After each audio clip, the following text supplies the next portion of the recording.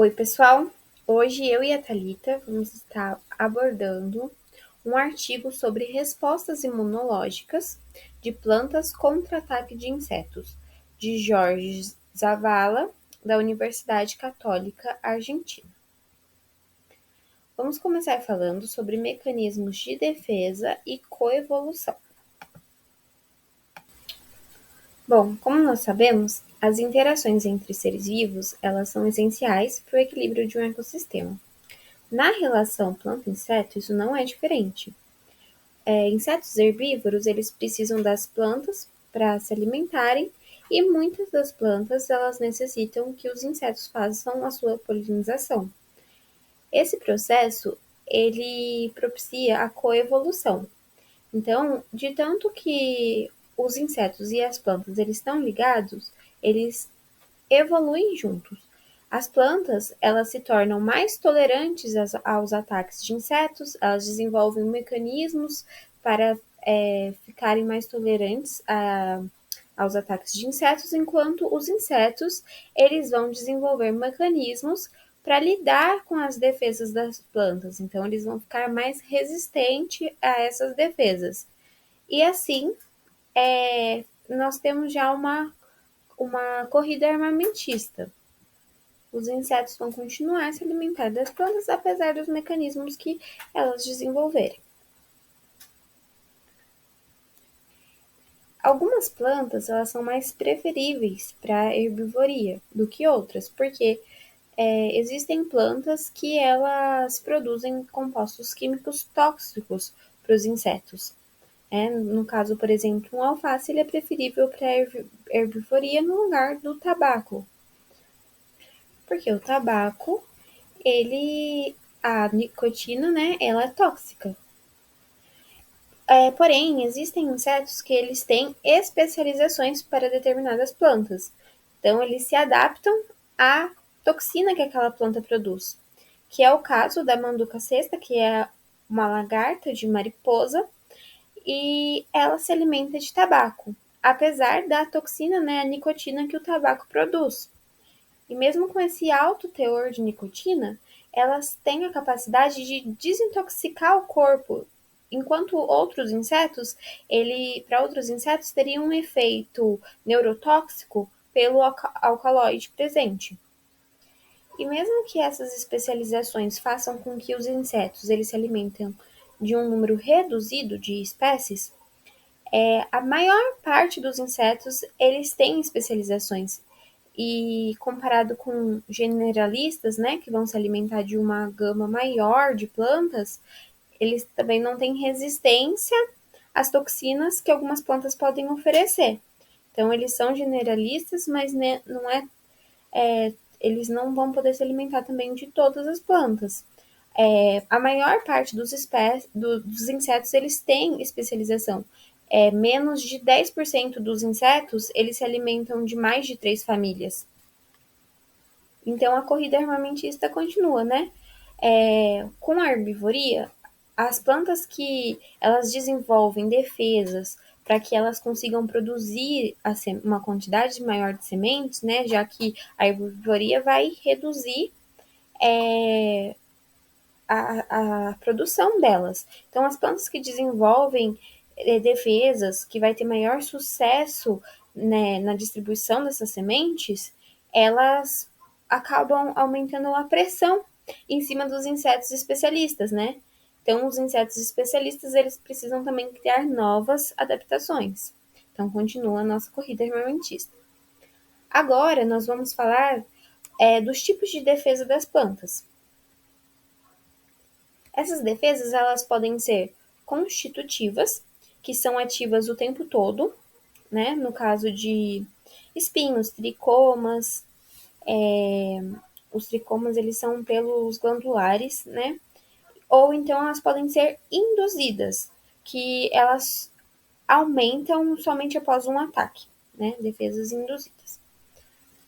Então, as constitutivas, como eu disse, elas são espinhos, tricomas, presença de compostos químicos tóxicos ou repelentes.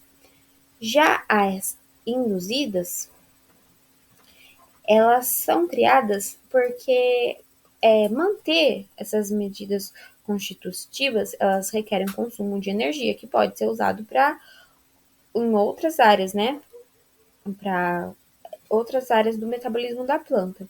Então, para manter para que não tenha que manter o tempo inteiro esses mecanismos de defesa, elas desenvolveram mecanismos de defesa que eles atuam quando eles sofrem algum sinal de ataque, que são essas defesas induzidas. Então, por exemplo, quando uma lagarta, a lagarta que ataca o tabaco ele vai aumentar a concentração de nicotina em 4 vezes. E a gente vai ver mais para frente sobre as defesas diretas e indiretas. Agora, nós vamos ver como ocorre o reconhecimento e resposta precoce das plantas aos ataques. As plantas, elas contam com um mecanismo de defesa que vai diferenciar entre danos mecânicos e ataques de insetos. Então, eles fazem um reconhecimento se ela está sofrendo um dano mecânico, como, por exemplo, ação abiótica, né? Vento, chuva de pedra, ou se é um ataque por insetos realmente. O que se sabe é que esse dano, o dano celular, ele vai desempenhar um papel crucial para que ocorra esse reconhecimento. Porém, tanto para os danos mecânicos quanto para danos a partir de herbivoria, vai induzir um reparo celular. Mas a produção de compostos de defesa só vai trazer benefício se estiver relacionado com uma situação de combate a ataque à herbivoria. Estudos mostraram que as plantas, quando elas sofrem ataque mecânico, elas vão apresentar padrões de expressão gênica diferentes do que quando nesse mesmo corte que ela sofreu, você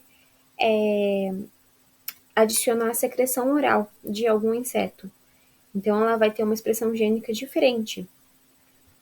A produção de toxinas, de compostos tóxicos, ela vai aumentar na presença, né, quando elas conseguem identificar essa saliva do inseto.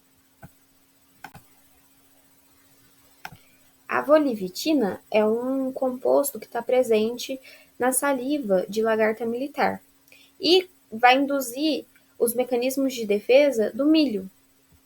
As lagartas que atacam o tabaco também induzem uma maior produção de nicotina. Isso acontece depois que ocorre a identificação da saliva da lagarta na folha do tabaco.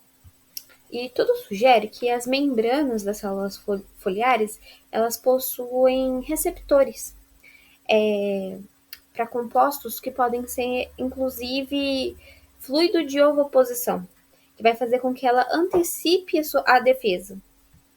Os íons os íons de cálcio, eles foram identificados como possíveis mensageiros que eles vão se acumular nas células danificadas e fazer com que ativem as moléculas de calmodulinas e outras proteínas sensíveis ao cálcio, que vão induzir a ativação de etapas metabólicas e a transcrição de genes de defesa.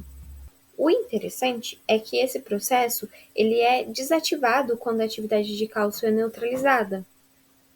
E isso vai estar demonstrando a sua importância como um sinal de ataque que vai acionar os mecanismos de defesa.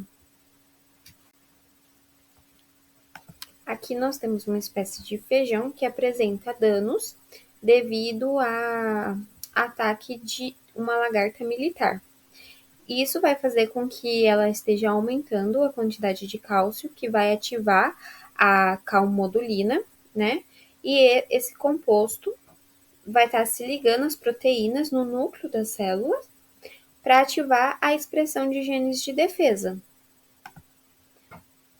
Aqui nós temos uma forma como ocorre a ativação de moléculas de calmodulina a partir dos íons cálcios, né? Nós podemos ver vários íons cálcios aqui, que eles vêm do vacúolo e vão se acumular no citoplasma das células que estão sendo danificadas.